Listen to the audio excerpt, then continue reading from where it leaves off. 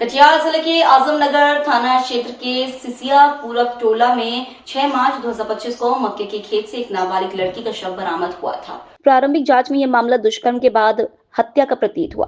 मृतका की मां द्वारा आजमनगर थाना में इस संबंध में प्राथमिकी दर्ज करवाई गई थी। घटना की गंभीरता को देखते हुए कटिहार के पुलिस अधीक्षक वैभव शर्मा के निर्देश पर एक विशेष जांच टीम का गठन किया गया।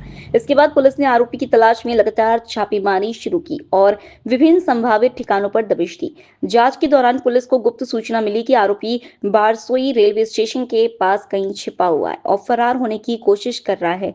सूचना के आधार पर पुलिस ने तत्काल कार्रवाई करते हुए आरोपी गुलाम हुसैन उर्फ नैयर को गिरफ्तार कर लिया है। पूछताछ के दौरान आरोपी ने अपना अपराध स्वीकार कर लिया।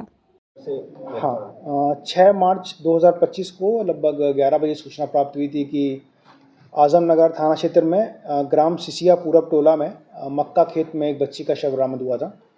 और इस केस की जो वादनी थी बच्ची की मां, उनके द्वारा बताया गया कि 5 तारीख की शाम से ही बच्ची मक्का के खेत में घास वगैरह काटने के लिए गई हुई थी और उसके बाद से नहीं लौटी थी।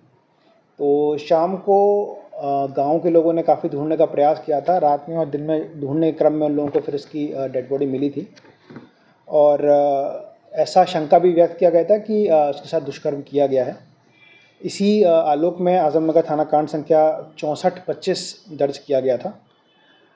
उसके बाद लगातार इसमें अनुसंधान जारी था। जितने भी लोग गांव में, गांव के बाहर, बगल वाले गांव के सभी जितने भी लोगों के ऊपर लोगों ने अपना संशय व्यक्त किया, उन सभी संदिग्धों को लगातार छापेमारी की जा रही थी, पूछताछ की जा रही थी। उसी क्रम में ये क्लियर हुआ कि इसी गांव में रहने वाला ये गुलाम हुसैन नैयर, पिता अशफाक, जो कि यहीं का रहने वाला है और जो कि मृतका का सौतेला रिश्तेदार भी था, इसी ने उस घटना के दिन ये भी शाम को मक्के खेत में पानी से पटवन कर रहा था।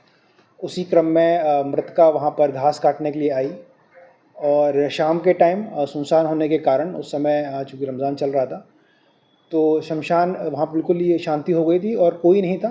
उसी का फ़ायदा उठाकर अभियुक्त के द्वारा जो मृतका है उसके साथ बलात्कार किया गया और उसकी इसको छुपाने के लिए हत्या कर दी गई।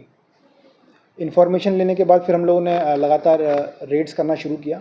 हमको जानकारी मिली कि ये बारसोई स्टेशन के पास आया हुआ है वापस में, तो बारसोई स्टेशन से इसको गिरफ्तार किया गया है और इसका आपराधिक इतिहास ऐसा सच तो नहीं है चूँकि कोई क्राइम इसके अगेंस्ट रजिस्टर्ड नहीं है, बट गांव वालों के हिसाब से बताया गया कि पहले भी इस तरीके के अनैतिक घटना में इन्वॉल्व रहा है जिसमें जानवर वगैरह था, बट इसको लेके कोई कॉन्क्रीट चूँकि ना केस किया गया है तो ये हमारे इन्वेस्टिगेशन का क्रम में अभी क्लियर होगा कि उस समय क्या हुआ था, क्या नहीं हुआ था। बट इसका थोड़ी टेंडेंसी पहले से रही है और उसी क्रम में इसके द्वारा इस घटना को अंजाम दिया गया और इसकी गिरफ्तारी के बाद अब पुलिस का जो गांव में कॉन्फिडेंस था वो इम्प्रूव होगा।